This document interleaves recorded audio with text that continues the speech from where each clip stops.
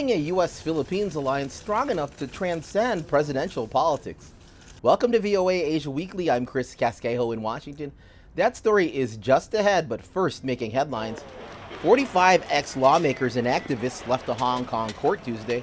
They've been sentenced up to 10 years in prison in the city's biggest case under a Beijing-imposed national security law.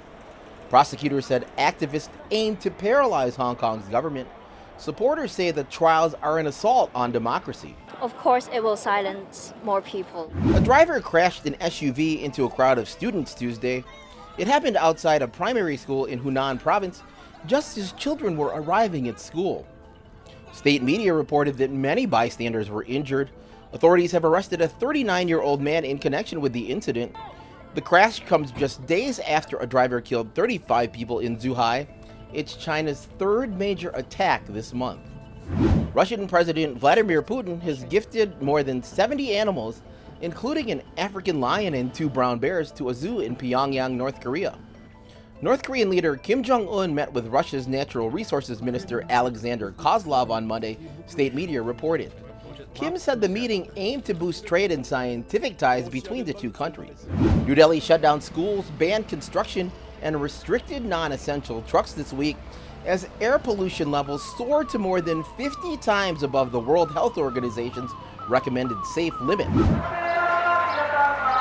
Some 15,000 demonstrators poured into Wellington, New Zealand this week, shutting down busy streets for their Hikoi march towards Parliament. Protesters object to a proposed law to redefine the founding Treaty of Waitangi, which reached the partnership with the native Maori people in 1840. The bill has almost no chance of passing. U.S. Defense Secretary Lloyd Austin visited the Philippines this week to highlight the expansion and modernization of the alliance in just a few short years. VOA Pentagon correspondent Carla Babb has more. U.S. Defense Secretary Lloyd Austin breaking ground in the Philippines for a military coordination center for the two allies. Austin said America's commitment to the Philippines is ironclad, and the alliance will transcend changes in U.S. presidential administrations. This is an important country, not only to me, but to people in both parties back in the United States. Austin and his Philippine counterpart signed a new military agreement that allows both countries to share classified military information securely.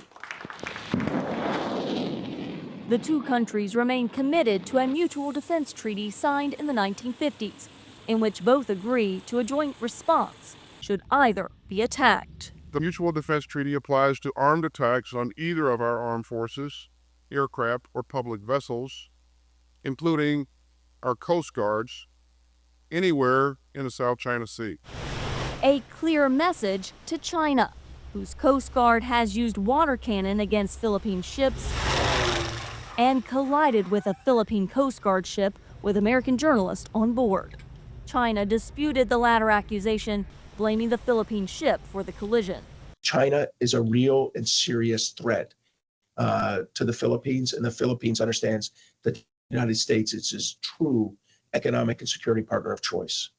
Some view the intensified U.S.-Philippines cooperation as a direct countermove to Chinese maritime maneuvers that deny Philippine boats access to the Philippines' exclusive economic zones. Pseudo-military vessels disguised as Coast Guard vessels and maritime militia vessels in the areas in the West Philippine Sea. They have been very aggressive in their information operations against the Philippines. China responded to the increased U.S.-Philippines cooperation by saying no military agreement should target any third party or exacerbate regional tensions. Carla Babb, VOA News, the Pentagon. Visit voanews.com for the most up-to-date stories. I'm Chris Casquejo. The 2004 Indian Ocean tsunami was like no other. It's been 20 years since a massive Indonesian earthquake launched a tsunami, killing more than 230,000 people across Indonesia, Sri Lanka, India, Thailand, and 9 other nations. Documentary filmmakers spent months gathering footage and locating witnesses and survivors to tell the story of that day. Their documentary will be released on November 25th on National Geographic and Disney+. Thanks for watching VOA Asia Weekly.